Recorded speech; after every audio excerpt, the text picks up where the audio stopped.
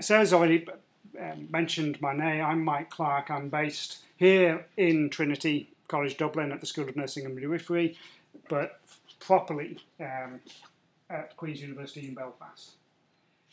I have worked for a very long time in something called the Cochrane Collaboration. Some of you who work in healthcare will be familiar with that. It's an organisation that tries to bring together research evidence relevant to the effects of healthcare interventions. And evidence aid, which is what you'll hear a bit more about from Bonnix, was something that began after the Indian Ocean tsunami on St. Stephen's Day 2004, when, as an organisation, the Cochrane Collaboration felt if we want to be a world leader in terms of providing evidence, what are we actually doing when an event like this happens? And clearly, most of the work of the Cochrane Collaboration is about ordinary aspects of healthcare. But what are we doing when something as large as the Indian Ocean tsunami strikes, kills tens of thousands, has an effect on millions of people? And so it's grown from that. And now we're in a position where we're thinking, well, what do the people who plan for disasters and other humanitarian emergencies, what do the people who respond to those things need? What do the people who are engaged in something called disaster risk reduction need about evidence? And how can those of us who are primarily researchers, I'm neither a practitioner nor an aid worker, I would class myself really purely as a researcher, how can we ensure that the work that we do helps? So the idea is we'll have the 4 talks with an opportunity after each talk to ask questions. Then, as Sarah said, we're going to break into 4 small groups so that there's an opportunity to discuss some things in more detail. You have questions that those groups are going to try and tackle. Doesn't matter if that small group isn't one that you feel you know a great deal about, because hopefully as you see and talk about the questions, you'll realise that these are fairly general questions about how we should be doing things better. And then we'll have 15 minutes or so at the end to hear back from the small groups and to just get a sense of how we could all be working together to ensure this sort of fundamental aim is that when people are trying to make decisions, they can make those decisions in a well-informed way. How can they be given the information to help them do that? How can those of us who are engaged in research make sure that we generate the information that they need? And then when people are out there in the field responding, how can the information that they gather be recycled back into the process so that we can have a much better understanding of the fundamental concept being we want to do more good than harm. Everybody engaged in this process wants to do more good than harm, and we want to make sure that they have the information to help them to achieve that. So I'm going to, how we're going to work this is that it's being recorded, so the speaker will be near this laptop, which will be controlling the slides. We'll all sit back down in the front so that we can see the slides as each person is speaking, and then I'll just take any questions for each individual before we break into the small groups. So I'm going to introduce Ciara O'Brien first. Ciara works as a diplomat in the Department of Foreign Affairs and Trade since 1994, been posted to Paris and to the UN in Geneva. Has worked with the Irish Aid Programme since 2002, managing a range of programmes on the civil society side of Irish Aid before focusing on humanitarian issues and programming since 2004. She's a graduate of TCD in History and Political Science and has a master's degree in Public Management and Human Rights.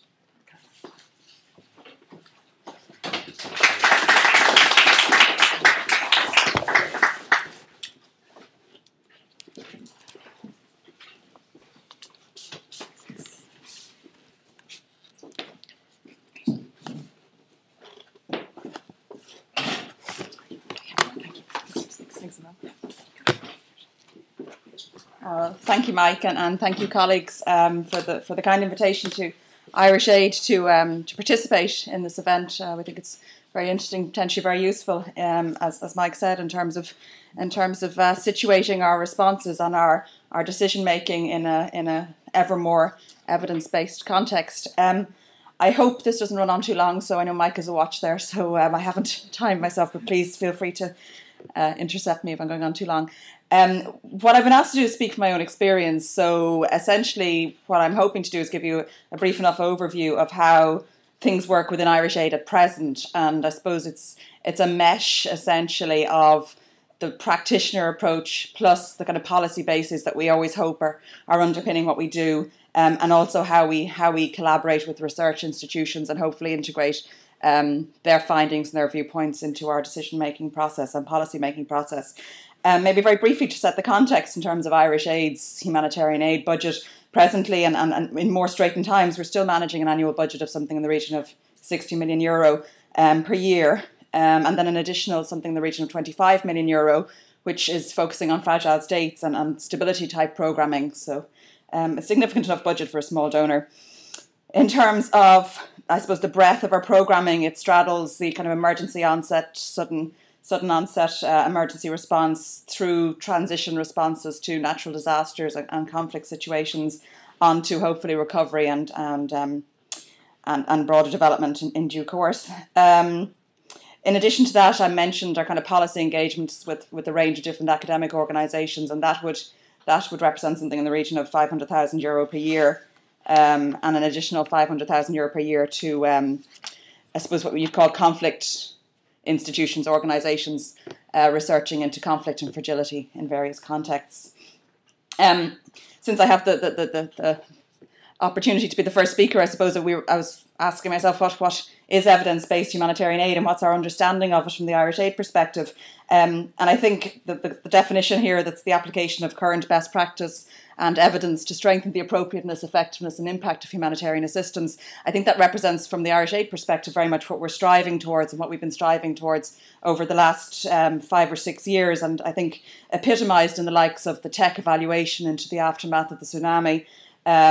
I think the work that we've done in evaluation after the Haitian earthquake last year, and the work that a good number of donor agencies have done, and also on a collaborative basis in terms of lesson learning from the response to the Haitian earthquake. Our efforts around knowledge management within all of our individual organisations to try to ensure that what is being learned is being captured and is being integrated into policy planning and decision making. And I think what we're relying on to deliver this is essentially ever strengthened data collection processes, data analysis processes, and in due course, obviously building on good baseline data, which in sudden onsets is obviously a very, very challenging objective. I think we recognise that there is a requirement there to strengthen the link between research, policy and practice, and realising that none of those on their own will stand, basically. No one component can stand. The challenge really for Irish Aid as a donor is to integrate the three effectively, and I think we recognise that this is quite challenging from a capacity perspective as much as everything else, as well as the types of context that we're responding to. But there have been a good deal of developments within Irish Aid in recent years in the whole area of results-based approaches and managing for development results, and I think we're quite optimistic that there's a lot of potential there from a kind of broad organisational perspective to integrate better lessons learning, evidence-based approaches. We're also conscious that it's a cooperative exercise, requires coordination, and the type of political will, I suppose, that underpins so much of humanitarian response, both, I suppose, political with a lowercase p and a capital P in terms of the kind of complications and complexities that underpin all of our responses in the humanitarian field. I think essentially, though, we realise that our role is to advocate in these types of situations. Just maybe briefly, from the practitioner's perspective again, how decision-making happens within the humanitarian department in Irish Aid. And I suppose we kind of construe these interventions as our process partners. These are our information sources, a range of information sources that we'd rely upon when we're making decisions. Again, quite often in the kind of sudden onset types of situations that are particularly challenging, as I mentioned. So very much reliant on the UN's consolidated appeals process, the UN assessment reports that would arrive in at an early stage in a either conflict situation or a natural disaster context. Equally from our NGO partners to those working on the ground, those with local partners, their assessments. From a health perspective, and obviously recognising the strong components within the evidence aid initiative so far on health, we'd work quite closely with the likes of CRED. And we'd also rely on a range of indices that exist within the EU context, UN context, Global Hunger Index, which basically will give us a certain sense of the severity of individual crises to inform our decision making and how to respond best. I think we'd say that in our view, information is evidence. It comes back then to what obviously is underpinning that information, and I suppose the challenge in this context for us is to ensure that these interventions that we're relying on and these information sources that we're relying on are in fact in turn underpinned by evidence. And I was asking myself, how do we ensure that? And I suppose the only way is to ask the question, and I think that needs a greater rigour in due course in terms of establishing that is in fact the case with our partners.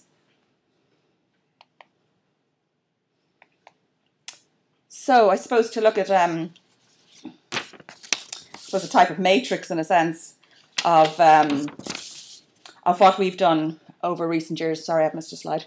Our appraisal process, I suppose, then going on from the initial assessment of the nature of a situation and how we assess the needs, how we assess the most appropriate response. We then move on to making our decisions in terms of which partners we're going to support and how we're going to respond to the situation from a funding perspective as much as anything else. And I suppose just to look a little bit through how that evidence base informs our decision making. The individual overall response, an agency is basically submitting to us their assessment of what the nature of the crisis is. We're then going to draw from our understanding of what the evidence is to assess whether or not their approach and their proposed response is the most appropriate one. How relevant is the agency response as we understand it? How are they targeting the affected population? Are they identifying the most vulnerable as we understand it, again, from the evidence available to us? And how are they using baseline information? How credible is it? How reliable is it? And how rolling is it, I suppose? How does it evolve over the duration of the emergency? We'd also rely to a large extent on our assessment of the capacity of the organisation or the partner that we're talking about working with, their track record, their credibility, their local partnerships. How embedded are they essentially in the local community and in terms of their capacity to respond to a natural disaster or a conflict type situation? Evidence from, I suppose, the cluster approach, something people may be familiar with, is a UN humanitarian initiative which has evolved in recent years to essentially strengthen the individual sectoral areas of humanitarian response and to ensure that lead agencies work closely together, that there is coordination, that people are basically strengthening their response through collaboration to the extent possible. Adherence to standards is obviously something that's very important to us in terms of our partnerships, ensuring that the agencies that we support and the agencies we work with are paying more than lip service to the likes of the Sphere standards, formal organisations like People in Aid that basically adhere to individual standards in humanitarian response, certain thresholds, certain targets, certain parameters. That again will give us a strong underpinning to our support to those agencies. And financial oversight, this I think is becoming increasingly important in recent years, and the extent to which agencies can reassure us as to their financial underpinnings. All of these, I suppose, factors play into the appraisal processes that we use for a range of different funding tools, both at the kind of, again, sudden onset emergency funding end of things, but also going into something called the HPP process, which is a programme partnership that we've had with a range of Irish NGOs in recent years, and international NGOs for that matter, which funds protracted situations, kind of ongoing emergencies, and that strive to be more, I suppose, strategic in terms of how the funding is provided, in terms of how we work with the partners, in terms of how much we basically see to our NGO partners in terms of identifying their priorities and their priority situations that they should intervene in and that we will support them for. Again, if the evidence base is strong enough across all of those appraisal processes, that underpins the HPP process and strengthens our ability to support our NGOs in a much more strategic way. Then briefly going on to, I suppose, some examples of where we've been, or we hope to think we've been innovative over recent years in terms of integrating the evidence base into our own work. Innovation and piloting, I suppose we point to some examples going back almost 10 years at this stage, where the humanitarian side of the house has essentially supported some fairly innovative, groundbreaking developments in areas such as community-based management of acute malnutrition, community-based therapeutic feeding, supporting organisations that I suppose were taking risks at that point in terms of the types of scientific breakthroughs in therapeutic feeding, taking a chance on them, providing financial support to essentially seed funding to these types of initiatives. And they've become increasingly integrated into the mainstream, if you like, of humanitarian response, which we think is something very, very positive. We were also an early supporter of the likes of cash-based programming, looking particularly, I suppose, around the time of the Southern Africa food crisis of the early 2000s. Again, something that was relatively risky at the time. The idea of providing cash transfers to communities in emergencies was relatively controversial.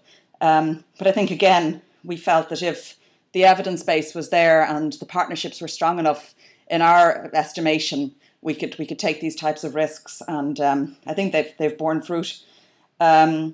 Also, in maybe some sectoral areas, the likes of gender-based violence, we've in recent years been very active in the likes of the Irish NGO consortium working on gender-based violence. And I suppose in terms of our own programming, that's again borne fruit in terms of the types of partnerships that we've been able to support. And a recent example, I suppose, would be with the likes of International Rescue Committee, which has been a key partner for us in responding to gender-based violence in West Africa over recent years.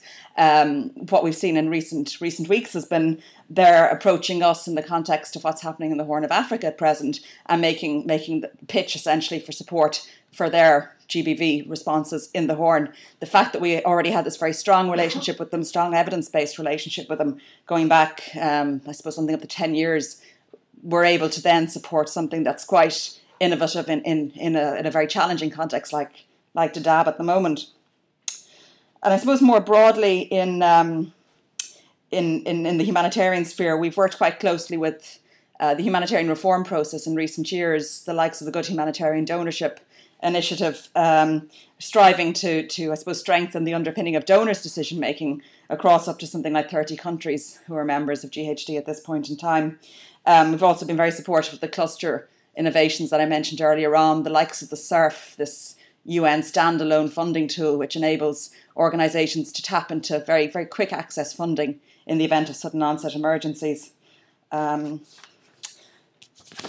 more broadly into capacity strengthening, we've had an initiative called the Rapid Response Initiative in recent years, which has inter alia, I suppose, provided support to some of our NGO partners to strengthen their own capacity in humanitarian response, and that's been quite successful. We've also done some work on the security of humanitarian workers, something that's quite preoccupying us at this point in time, and looking at innovative solutions and ways to strengthen and support the capacity of some of our NGO partners in this area. And then on learning and quality, I think this is coming back to our individual supports to particular academic stroke research institutions, the likes of Feinstein in Tufts University, the likes of People in Aid, Sphere I mentioned, ALNAP on the evaluation side. And then there's also a range of organisations working on conflict and fragility, the likes of International Alert, the likes of the International Crisis Group. Organisations involved themselves in, I suppose, developing best practice, developing policy tools. And while this is financial support in the main, and we'd obviously have certain consultations with them on an annual basis, I think the challenge in terms of moving it to the evidence-based integration is to ask ourselves, how do they in turn engage with partners? How do they in turn work with, I suppose, academic institutions, with the media, with the range of major stakeholders in civil society, to integrate the learning that they're discovering in terms of their own policy research. We'd also work very closely with DOCUS, the representative body of the Irish NGOs, and their in turn humanitarian aid working group. And I suppose what innovations in that area in recent years has been identifying particular thematic priorities that we've all identified, and to have sessions, discussions, workshops, looking at individual issues of concern. Just to say briefly that we're very live to the challenges in this sector, the challenges at all levels, the challenges in terms of integrating an evidence-based approach. But we think the reality is this is a very new area for everybody involved in the sector. And we think we have a fair enough assessment of where we are at as an organisation. We have a government white paper underpinning our development policy dating back to 2006, which is going to undergo a review early next year. And we think this is a very good opportunity to maybe pull together a little bit the kind of, again, the policy mesh with practice and with research to maybe put it up to ourselves a little bit to assess what next steps are most appropriate in terms of strengthening the evidence base of what we're doing. I think we're conscious that there has been lesson learning from the so-called mega emergencies. And particularly in Haiti, I suppose, in the more recent times, we've been very involved in joint donor monitoring trips. We're hoping to fund a newly established ALNAP evaluation office, a joint donor evaluation office in Haiti, to, again, integrate lessons learned into both the Haitian response, but also to extrapolate from that to other contexts. But we're very alive to the fact that the challenge is to integrate in turn, with our own limited capacity, the learning coming out of these types of exercises.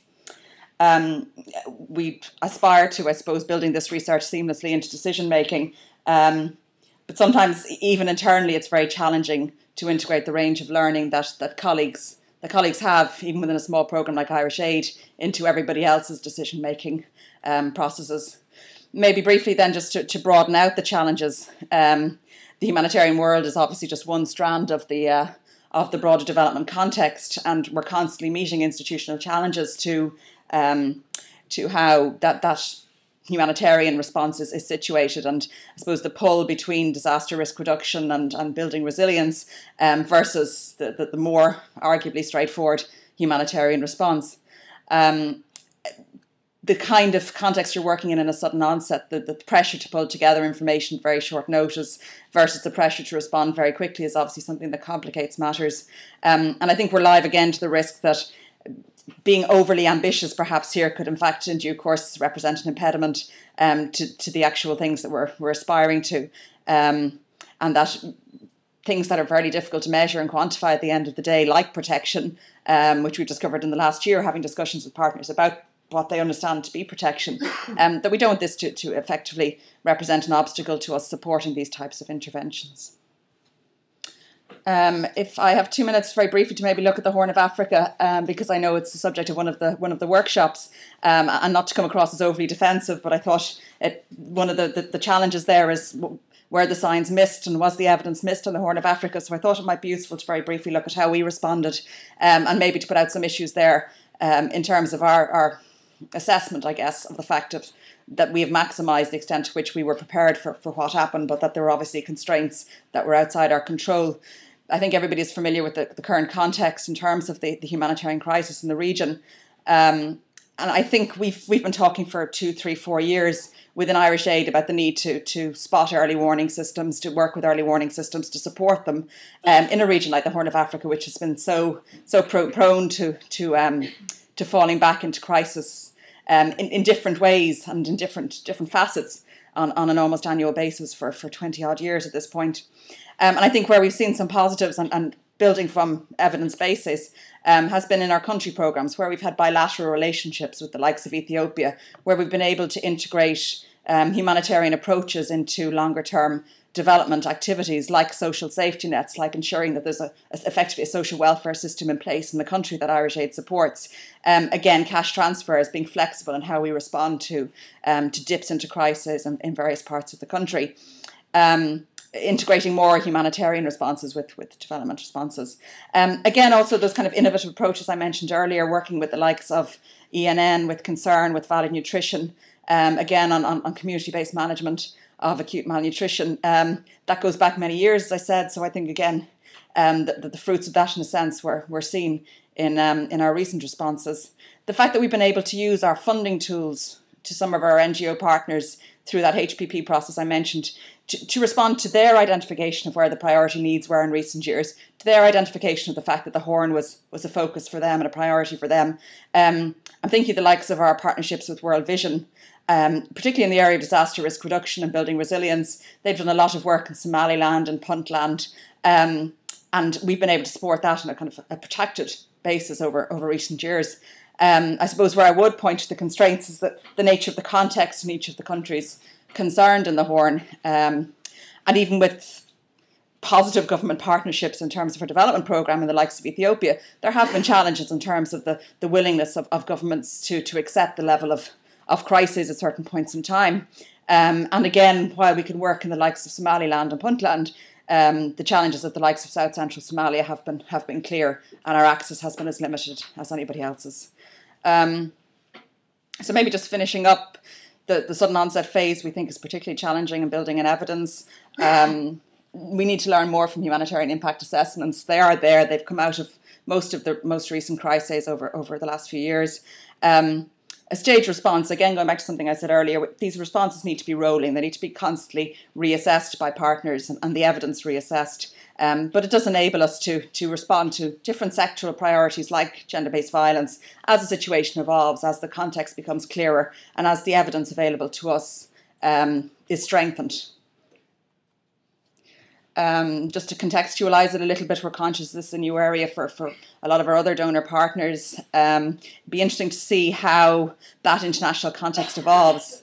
It's not just an Irish challenge. We've been mooting, I suppose, the possible support for a DEC type approach, DEC being the body in Britain that brings together the British NGOs to co-fundraise rather, in response to individual emergencies. Is this something that arguably could strengthen the kind of collaborative approach, the cooperative approach to responding to crises? The question for us is how we link in again with all of these various international initiatives, how we use the research support that we provide to build up our own capacity, but also to put it out there and to ensure that it's as accessible and user-friendly as possible. I hope I haven't gone too far over time. Thank you very much, and happy to take any questions.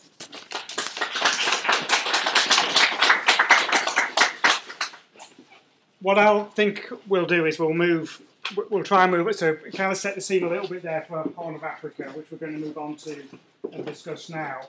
And I think some of the themes are going to come up in the small group discussions anyway. Certainly, and something that we need to be thinking about from the evidence perspective, Austin, you're going to come up with, is that, you know, those challenges about what is evidence. And I would encourage a small group discussion to tease that out. Certainly, those within the Centre for Global Health. These are the dilemmas we face about the research base, the possibility that you actually get in the way with evidence, but equally that desire to use information that is reliable to help guide the future. So we're going to straight to a bit of straight to data rather than a slide. So pleased to introduce Austin Kennan from Concern. Joined Concern worldwide in 2004 as the desk officer for Ethiopia and Somalia. Became the regional director for the Horn of Africa nearly 4 years ago. Concern's worked for more than 20 years in the countries in the Horn of Africa, with the exception of Chad, where they entered in 2007. Programmes in the Horn of Africa consist of emergency response and preparedness, longer-term programmes in things like health and nutrition. Austin came to Concern having graduated with a Masters in Development Studies from the Development Studies Centre at Kimmage Manor here in Dublin. Before that, he worked in West Africa for 5 years. Austin. Thanks very much, Mike. Yeah. Thank you. I won't say too long on this slide. I think it follows on to the point that Ciara's making about innovation, and just to point to the numbers affected by this disaster, is how I'd put it, is in the region 10-12 million people are the kind of estimates. Concern works in 3 of the main countries affected, Somalia, Kenya and Ethiopia, and we're doing a range of different things. And in terms of innovation, we're finding quite a lot of success with the food vouchers program we're doing in Somalia in particular. Kenya has done a lot of work on livestock protection. As we go on, we'll see livestock as a critical part of this whole situation. And then we were involved also in the development of the CMAM approach that Ciara mentioned. So just to give a little flavour of it, the situation. Just to give you a quick overview of the Horn of Africa crisis. Basically, this is not an emergency that occurred in 2011. This emergency has been going on for many years. If in Somalia's case, it's been going on for 25 years. People have been living in this context of extreme vulnerability. And the 3 main factors, this issue of frequent drought, whether it's down to climate change or whether it's other factors, But what people are experiencing on the ground is that where they would once have had a drought every 10 years, they're now getting it every 3 to 5 years. So we're engaged in multi-annual planning at the moment for our development programming in these countries, and we're having to plan for probably 2 droughts over the next 5 years. And that's not counting the current one, which is set to continue, sadly. The second one is the policies in the region affecting pastoralists and other marginalised groups. On an aside, I was listening to Vincent Brown last night and the reaction to his programme on travellers. It reminded me of the same kind of attitude to pastoralists in a lot of these countries is there. They tend to be marginalised groups, and the government policies, etc., are developed by settled people, so they don't really reflect their needs, etc. So that's part of it. Somalia is particularly acute because of the conflict. That's the situation there. It doesn't have any policies. It's actually people are having to cope with the conflict, which is worsening at the moment with Kenya's intervention into it and other actors as well. And then the third thing, which is global but also local, is the escalation in food and other essential prices. So what we basically got coming together was a perfect storm. I remember in 2006, I think I was at a meeting in London, and we were saying then, look, we could be having a famine on our hands in Somalia. Well, the people fooled us, they managed to cope, but now they've run out of coping mechanisms. So that's where we've got to now. When I was looking at this, I found this bit difficult to actually prepare for. I was actually thinking, okay, how should I approach this? I mean, there were 2 things that came to my mind. One was kind of evidence around the best practice in terms of interventions, like Ciara mentioned. But I decided to focus on the question, really, which was the evidence ignored?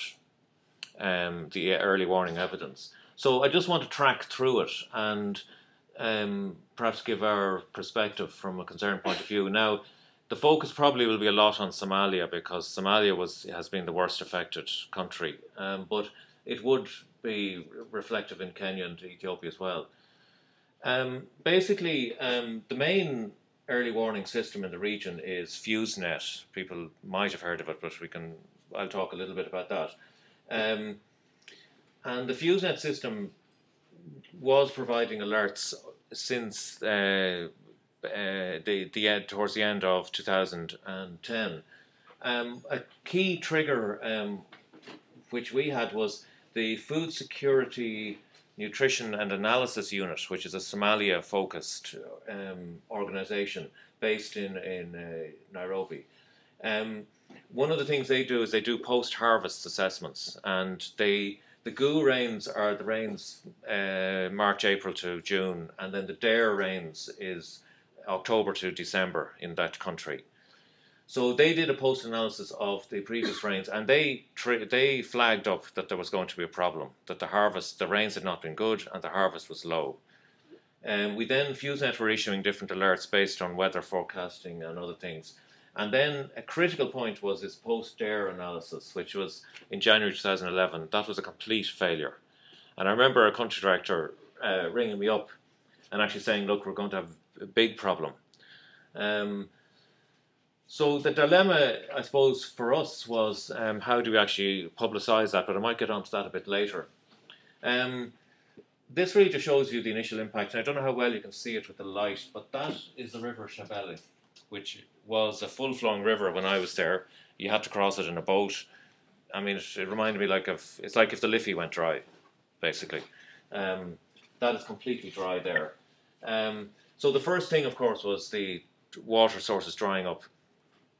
The next point is when the livestock die.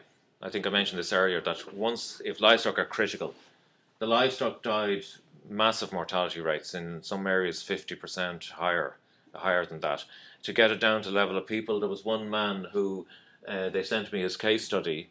Muhammad Ali was his name, and when they were taking a picture of him, he was about to slaughter his last animal, and he had 200 before that. So that's just to make it on a personal. And then it led to the media moment. Now, Concern had been, and other agencies, I mean, not just blowing our own trumpet, we had been shouting about this, not in the media, because with regard to Somalia, it's very difficult to go into the media because it put our staff at risk. But we were shouting about this in different fora from January up to June, July. Sadly, I would say the international community was slow to actually engage for different reasons. But the media moment arrived in June, July, when the refugees poured out to Dadaab camp in Kenya and also into Dolo in Ethiopia, and others poured into the big towns and cities, Mogadishu, where this picture is from. Then there was a famine declaration in some regions in Somalia, and interestingly, it's an interesting statistic, the first time I think that a capital city or part of a capital city was declared in famine. The IDP camps in the internally displaced people camps like this in Mogadishu were declared to be in a state of famine. So agencies are scaling up at this time, or new agencies are arriving. So again, we were experiencing the similar kind of problems but that were encountered at the tsunami time. Agencies coming in with no knowledge of the context and trying to engage and maybe not coordinating, etc. Coordination was a big problem. The funding became available rapidly at this stage, and we and other agencies were able to benefit from that. Now, this will just give you a map of the whole region and the situation that we had at that time in July. I'll just move on. I might come back to it.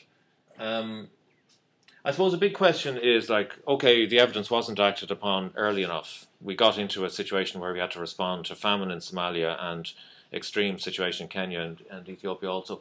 So why was it not acted upon is the big question.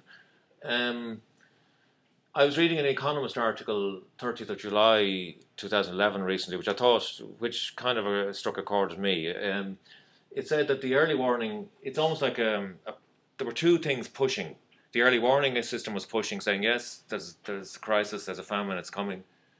The economics of it was also pushing. If you look at the Niger example, which it gives, is the prevention cost is much cheaper. So if the donors actually put the money in early, so that agencies can respond, then actually there can be a saving. But on the other side, pushing against it is global political imperatives. I mean, quite frankly, there were other crises going on. The Arab Spring, Libya, Syria, other priorities. The financial crisis was focusing people in the countries which have the money, quite frankly. There was also, in the Somalia case and in the region, a narrow war on terror focus. So it was kind of, that country it's too difficult to engage. And access is an issue. I mean, we have to say that. I mean, it is difficult to work in these contexts and environments. Ciara touched on this as well, and I put it here, specific kind of context in the three countries. Again, with the government in Ethiopia, they tend to be quite sensitive and conscious about how Ethiopia is labelled, understandably in a lot of ways, but it does then restrict what you can say and what you can do. And you have to get permission, they direct you to where you have to go, etc. So it can take time to get involved there. Kenya also, they were slow to accept the crisis coming. There were various meetings, April and May, and the Kenyan government and other actors and the system, the UN system, etc., didn't really have the urgency needed. And then Somalia, the coordination is done from Nairobi. So the coordination really didn't operate well. So there were different contexts there. Having said that, the difference between, I'll go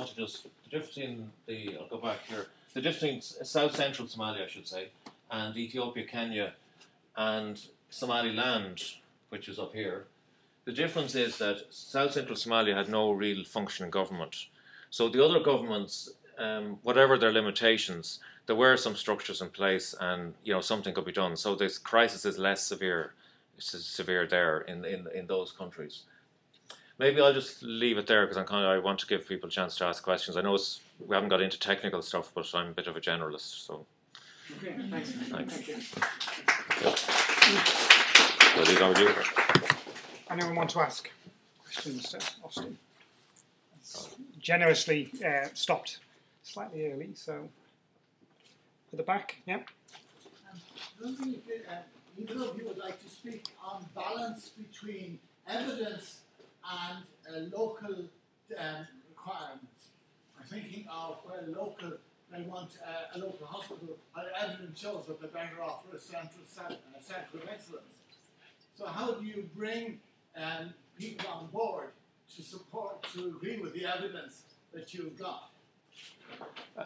From our own perspective, I mean, the way Concern works is we do work it's very much on the ground with the communities, and that's actually what's enabled us to keep going in places like Somalia, because the communities appreciate and accept what we're doing. I think that's the starting point. I would question a bit the assumption that communities might be on the wrong wavelength. What we've tended to find actually is the communities are often on the right wavelength. They may not necessarily have all the information, and that's where we have to come in and we maybe provide some additional information. But generally we have found that, you know, all of this information I put up there is really was coming from the communities and our kind of engagement with them. So we would, like for instance, the food voucher program, for example, that's where we would add value, because there's evidence that cash transfers can work in certain contexts. And instead, there's another form of that is actually providing vouchers to people so they can actually get food in the markets, which are functioning, and there is imported food there. They can actually get food in those markets, and without us having to bring in very expensive tons of food, which has security and logistical implications. So that's where we'd have added our added value would be there.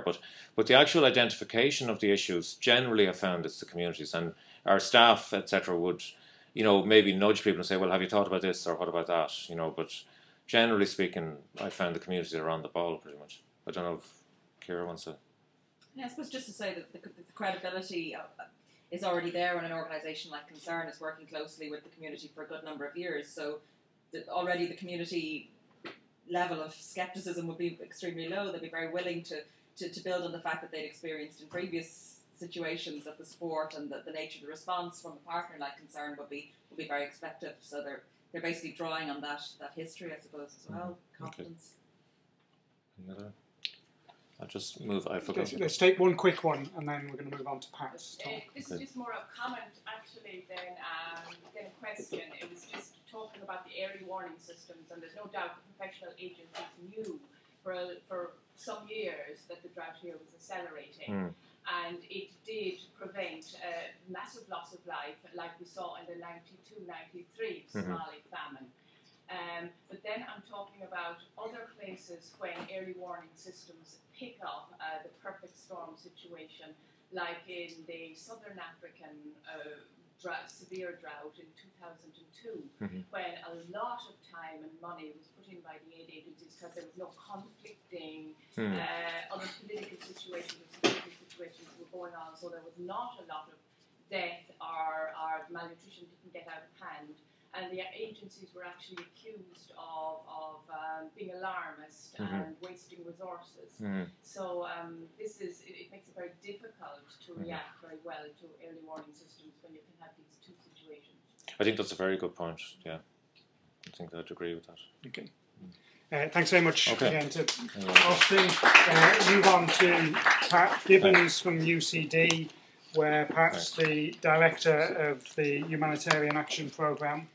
Returned to academia in 1997, having spent several years working with development on humanitarian action in West and East Africa.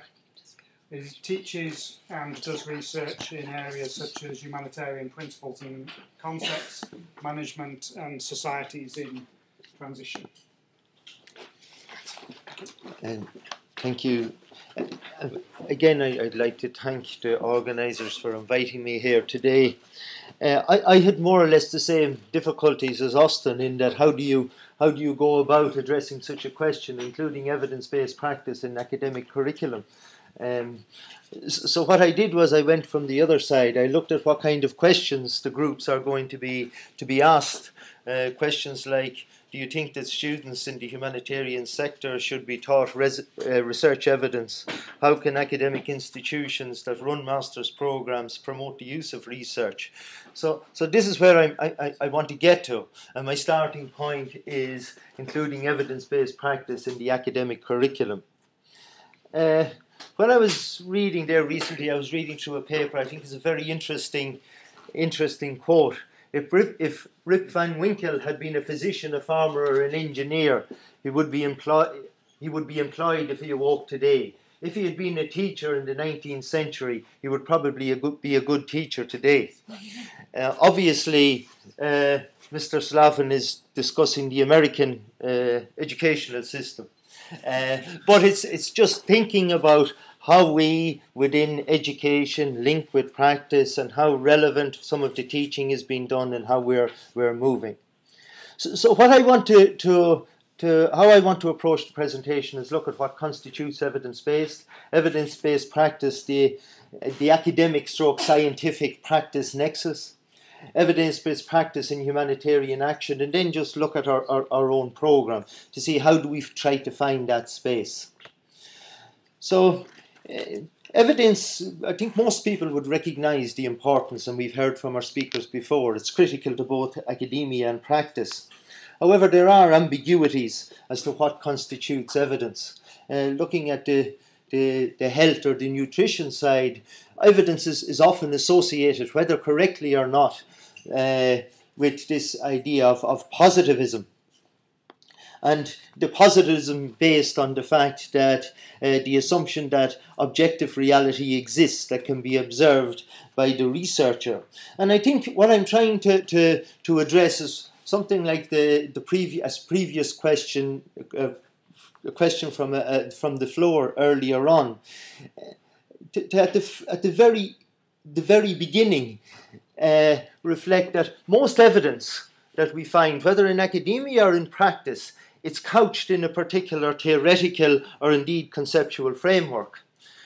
So that this particular statement, scientific evidence does not provide proof, it merely confirms our commitment to theoretical conceptual constructs provided by a paradigm that is already defined and counts as evidence.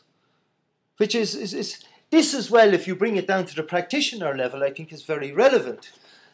From the perspective of, and I've already heard reference to effectiveness of projects, but if one hasn't, like Concern, as Austin said, gone out and carried out some rigorous needs analysis or stakeholder analysis, one can go ahead and develop a project that can be very effective and very efficient, but might have limited impact on the so-called beneficiaries or targets. So the evidence and what the evidence is couched is very important. This brings me to the idea that even what I read within, is there psychology or indeed medicine, one sees that even in those disciplines, those that long advocate positivism or quantitative research, question its appropriateness in areas where, on the basis of the adequacy to investigate complex social phenomena, especially when cultural and indeed gender and other issues come into play.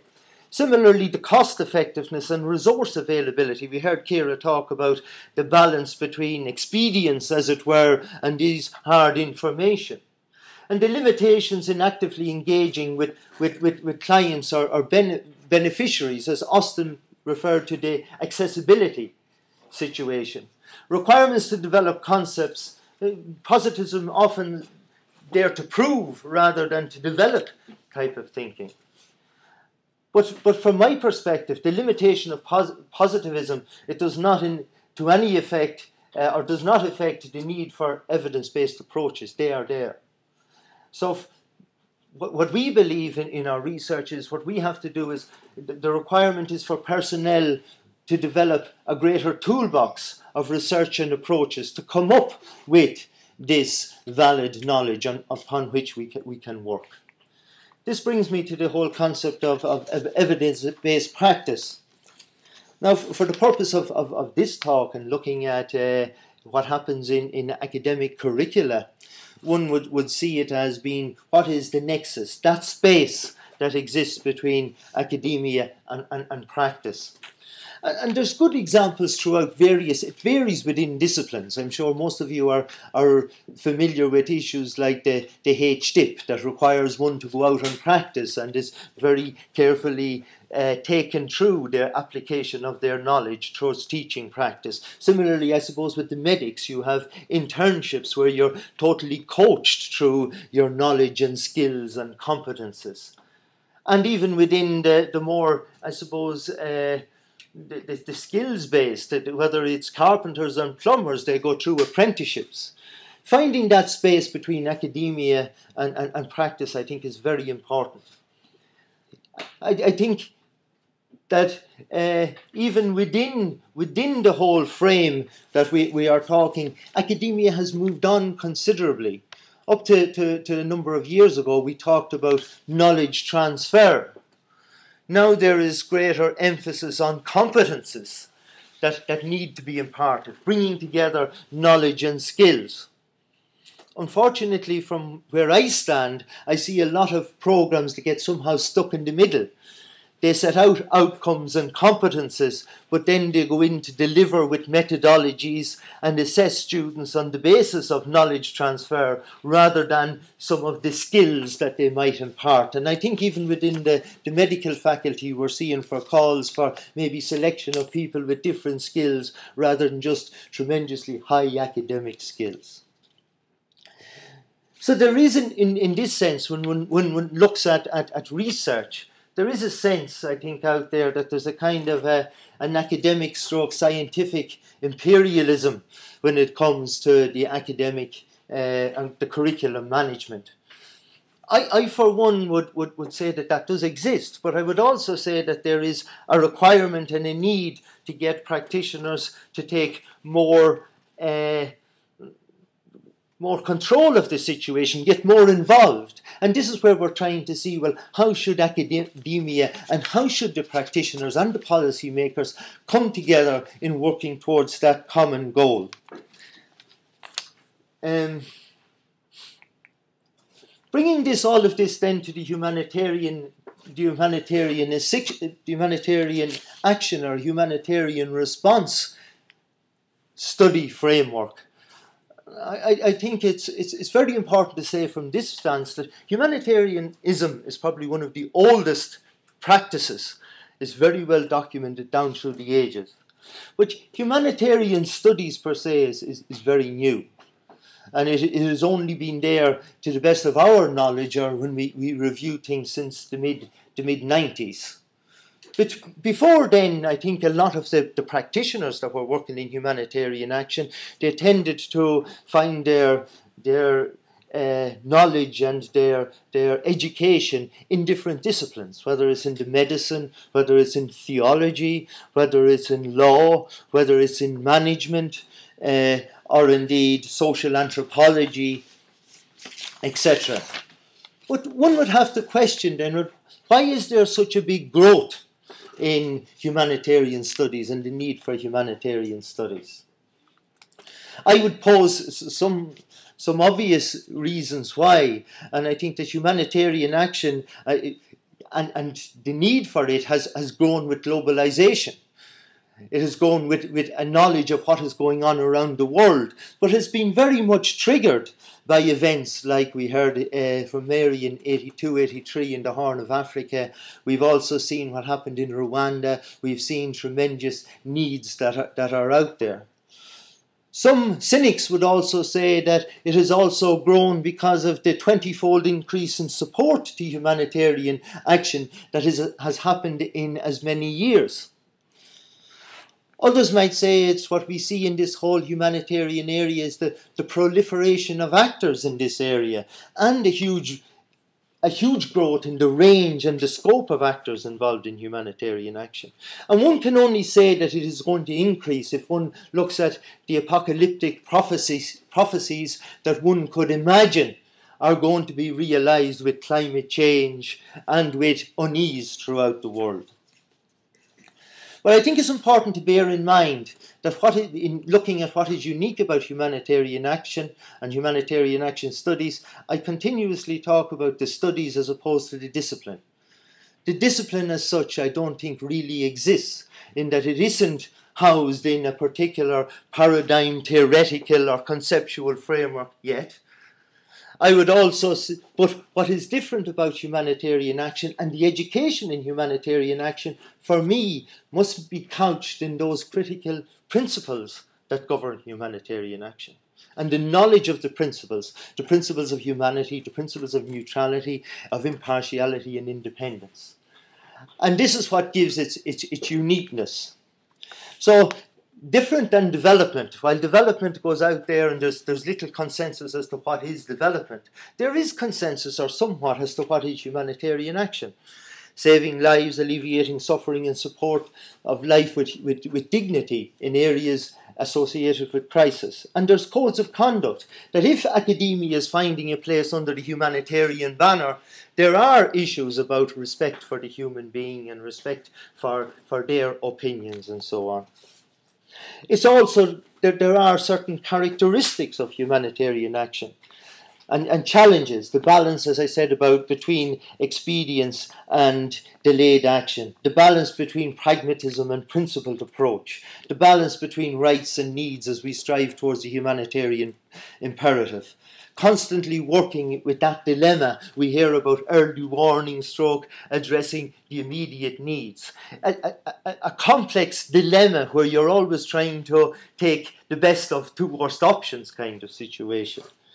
And the resource requirements are never going to meet fully the needs of the humanitarian need that is out there. But this brings me down to a crucial point, and in developing this area of evidence-based practice, I think it is crucial to build on what Ciara has said, and indeed Austin, in that as academia has woke in the mid-90s to their roles and responsibilities, as it were, to support the global humanitarian need, practitioners were well on the road and are well on the road working in evidence-based practice through initiatives like SPHERE, like ALNAP, like HAP, the Humanitarian Accountability Programme, like People in Aid, and other such initiatives.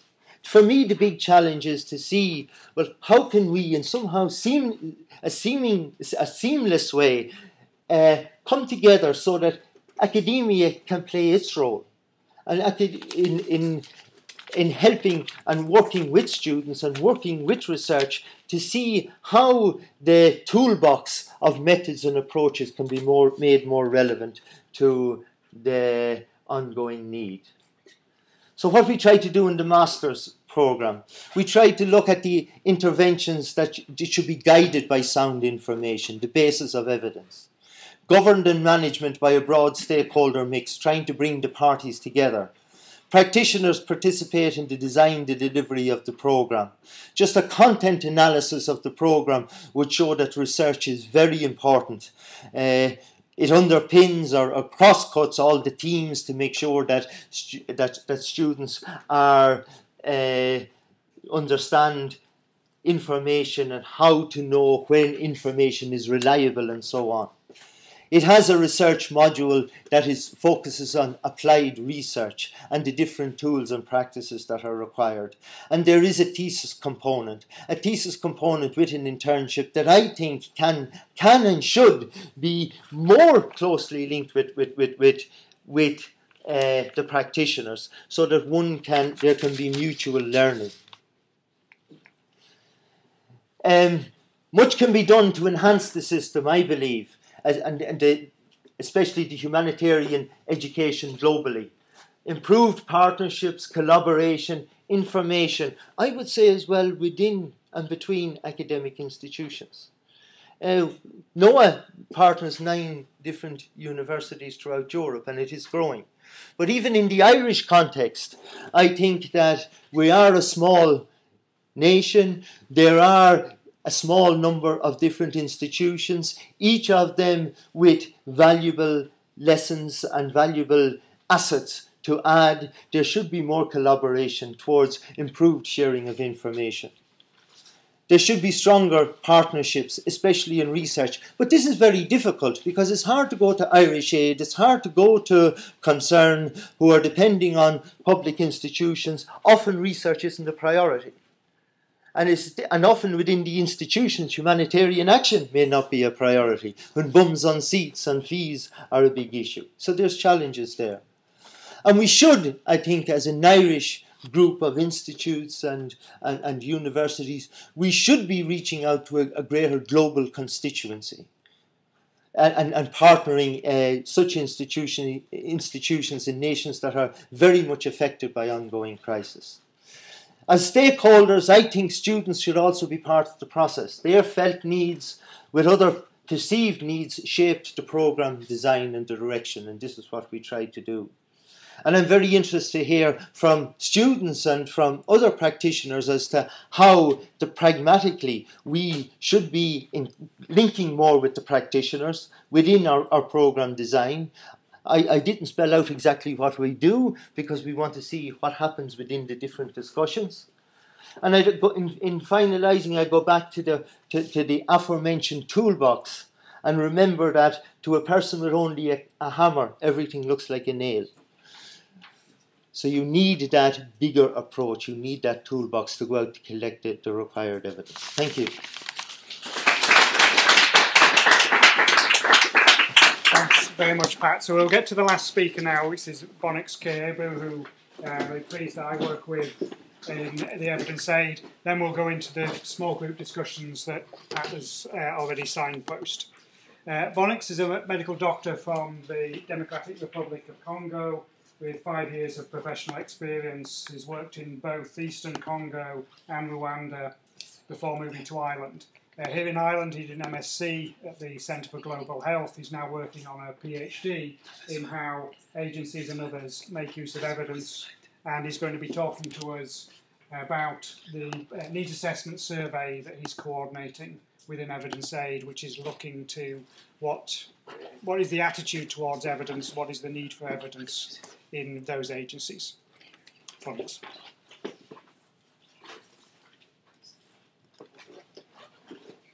Thank you, Mike. My name is Bonnix. I'm based in the Center for Global Health, and I've been working for Evidence Aid since last year. Now it's, I think, 10 months.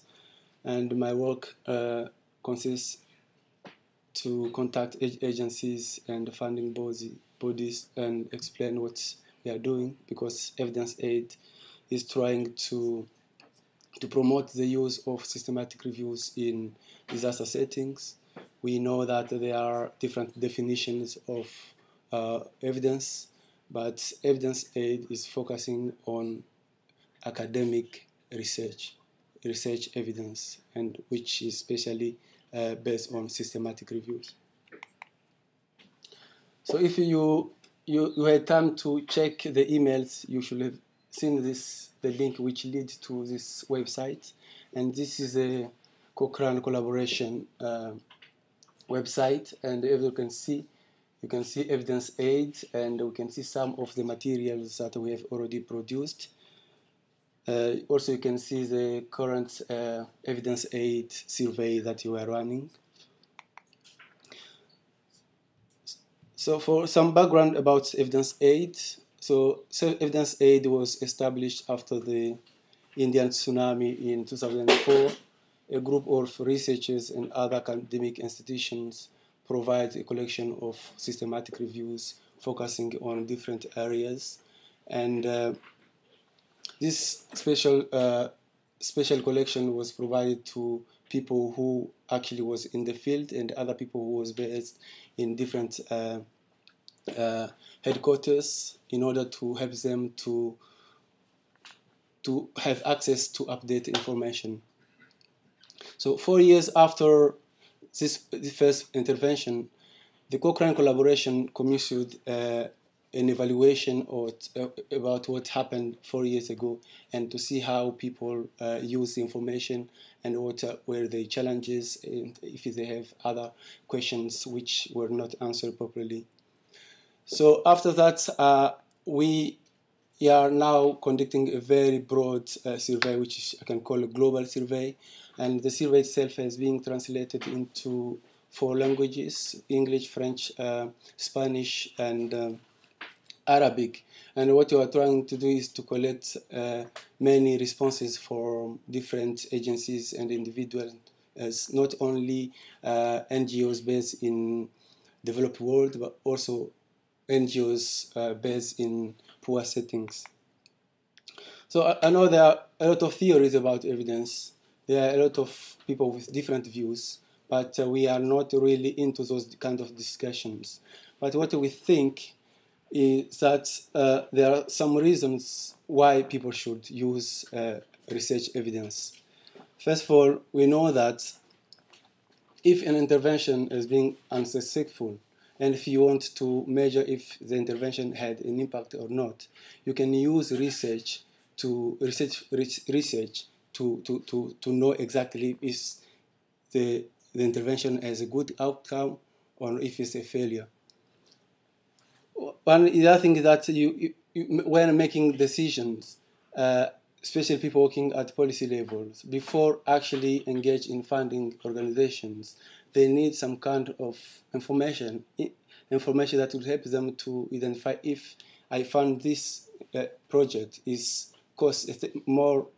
less expensive than the other one. So we also know that during emergencies, decisions are made quickly, and we know that there are other factors that policymakers look at when they are making those decisions.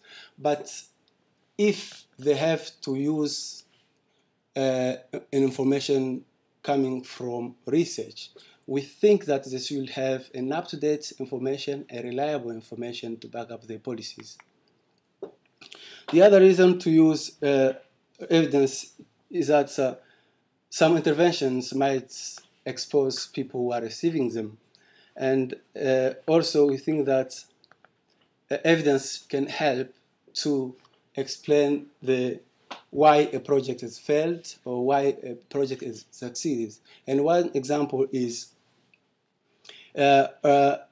if you fund a project and you didn't take care to look at what were the objectives for the project, don't be surprised if you are not capable of assessing the outcomes. Because sometimes agencies can say, for example, we are going to improve health outcome in setting X. And the intervention will be, for example, food self-sufficiency. And then what they say that the outcome, the result that they will present to donors will be, we distributed maybe 10 tons of food. And if you compare what were in the objective of the project and the outcome, it's easy for donor agencies to post that the intervention has failed, not because it was badly delivered, but from the beginning they have a wrong objective for a wrong outcomes. So also we know that there are a lot of policies around making decisions, and a lot of decisions are made beyond doors, and sometimes they are conflicting information. But at least if people are discussing about which policy to implement, they need some kind of good evidence from research, which can help them to make those decisions. There are other people who are very skeptical about using evidence. They think that it's rhetoric, isn't something that can't be done in practice. And other people who sometimes have conflicting evidence, and sometimes it's difficult to make the right decision. And there are other people who have limited access to evidence. And also importantly, as other speakers said, but this is likely to emphasize, because as the researchers and many of you, we think that we produce good material that can be used by policymakers. So sometimes we produce funding that actually do not have the right message that policymakers can use. So the other thing is in many NGOs, there are what we call consultants or NGOs advisors who might have diverse vested interest in providing some kind of information, because what happens when there is a question for which people need evidence for, some people who are very clever, they can just Google it, and they will look at the strongest opinion and they will use that. So people who have vested interest, for example, if I was an advisor for concern and I'm in favor of the first article that I read, I think that is a strong opinion. I can use it to back up my project. Then I can push, or I can impose this kind of views to the whole agency, and the agency itself can use it without even knowing them. The other thing to consider is that we know that the evidence from research is not the only factor that policymakers use when they're making decisions. So if at one point a policymaker, either a donor agency or an NGO, want to use research evidence, they need to have an update, a reliable information which can help to make good choices and to analyze the policies. The other thing is the conflict between public health approach and the right-based approach. People promoting the public-based approach, they think that interventions should be evaluated. We should have indicators. We should have the way to assess the practices, the things that you are doing. And those who promote the right-based approach, they focus more on what people need. There is an emergency, we need to collect money, we need to help people. So they are not really into what the indicators are, what are the outcomes, are there any existing systems before that? Because most of the time, even in very poor countries, there are at least existing systems, health systems that they might be weak, but they exist. But when you bring in AIDS, for example, you might destroy the existing system. So people who promote those right-based approach, they think that, I don't know if you are familiar with one size fits all. It means that you have the fair handbook, and all the countries in the world, poor countries, should use that book, and all the answers can be found in that singular book. So potential role for systematic review. The advantage of using research evidence, the advantage of using systematic reviews is that if there is a question that has been asked, we as the researchers, you are going to summarize all the existing information around that specific topic. And we are going to analyze individuals' articles that are included in the systematic review. And then we are going to provide a summary. And this summary is a summary for all the existing information around that specific topic, not a summary for one singular study. The other advantage is that at the end of the day, funding from systematic review will show that if intervention works, which it doesn't work, if actually it has been harmful. And the other thing, even if it doesn't give the evidence, at least it can show that there is a gap in the research. We need new research. You need to fund research in this specific area because we need evidence for this part. So, as I said before, main decision is being made based on individuals or singular studies. So, systematic review have the advantage of bringing together all the information, all the publications around specific topic, and there is kind of transparency. You know exactly which article was included in the search and which one was not included and why it was not included. And if you read the summary, you can go back and ask, but I read an article for example, NOHA, but she wrote a good article, and we are capable of providing the information why this article did. Maybe there is some bias within the methodology or the conclusions. So I'm going to talk now about the survey that we are carrying out now, and the purpose of this survey is to identify the attitude toward systematic review and other research evidence, and then to prioritize which systematic review should be done, and also to know what's their preference, how they want to access to this kind of information. So we conducted 10 semi-structured interviews with people within different agencies. This include WHO, UNHCR, International Committee for Red Cross, Médecins Sans Frontières Epicenter in Paris, Action Aid in London, and CDC, the Center for Disease and Control in Atlanta. And as you can see, after doing thematic analysis, we come up with some themes. And you can see that they recognize there is poor evidence. And these are senior humanitarian workers. They are not even people working in the field who don't know what science is about or who don't know about evidence. These are people who have been working in the humanitarian sector for more than 10, 20 years. So these are the views about the evidence in the humanitarian. They recognize that evidence in the humanitarian assistance is very, very poor. They know that there are existing guidelines, there are existing handbooks like Sphere and the others which have different indicators. But when you assess why should someone have 10 liters of water a day, there is no answer. So there is little science about those indicators, about those books.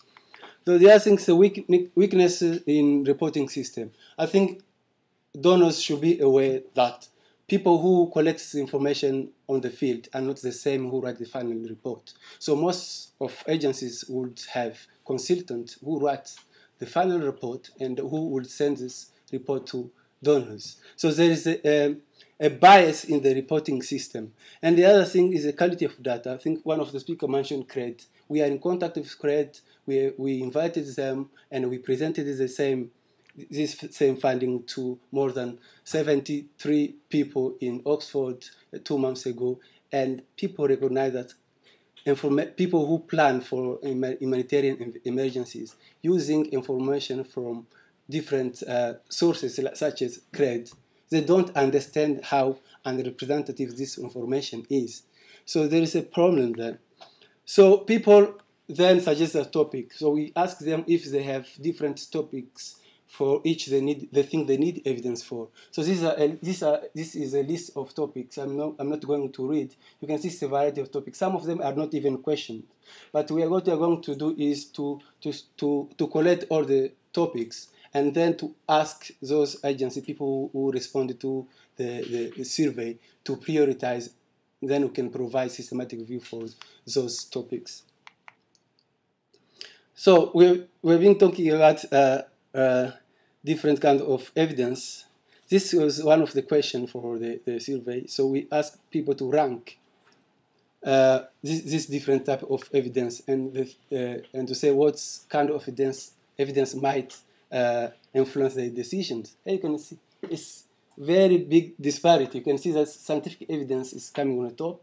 This was the first choice, and the personal experience is the second one. But the second personal experience was the second choice. If I didn't have time to write all the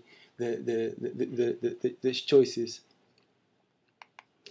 So we also ask how useful you think systematic review can be in disaster setting. You can see these are the fresh, these are new data.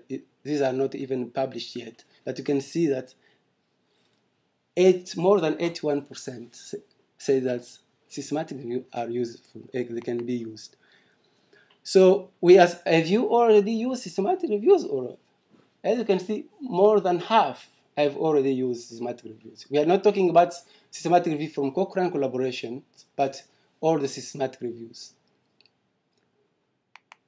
The other question is that how they would like the information, systematic review, summary from systematic review to be presented to them. You can see that they want reviews, but they want comments from people like Austin and other people with experience to comment on the reviews so that they can use them because they might contextualize the information that is included in the review. They also want to access the reviews online. We also ask, do you think that if you access to systematic reviews is likely to improve the responses to natural disaster.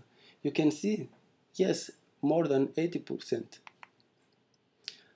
There was some suspicion that donors really don't want evidence. They have their own particular agenda, and when they give the money to organizations that they think they can do the job. But then we ask if they think that systematic reviews can help them to assess the likely effect of projects before providing fundings. So even donors themselves, they recognize that there is a need to provide systematic reviews.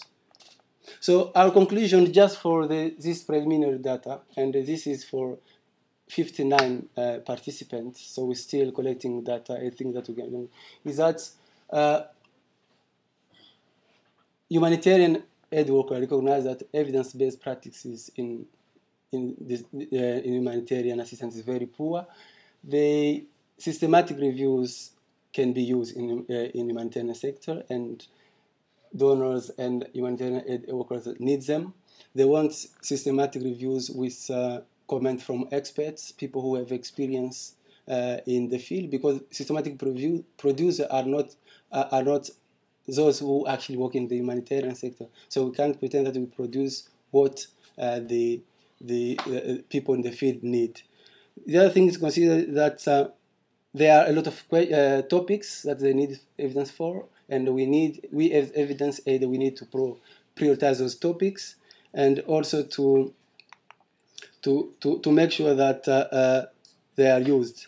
So the next step is we need more participants for to the survey, and also our priorities are now, and that was one of the reasons that we are here today, is to engage with different partners, because last 2 months ago at our conference we have very few Irish NGOs, and even if the project is based in the Center for Global Health, so we felt that this is a great opportunity to engage with Irish NGOs to discuss the issue and see how well we can work together.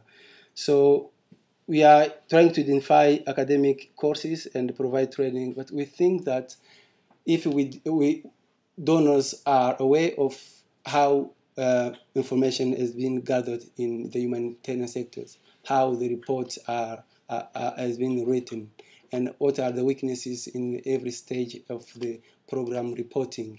And if academic institutions start to raise awareness about the poor quality, about the material that students need when they write the assignment, and if students can be aware of how to analyze information that they're dealing with. So I think together we can come up with new things and we can promote evidence aid. So these are our partners.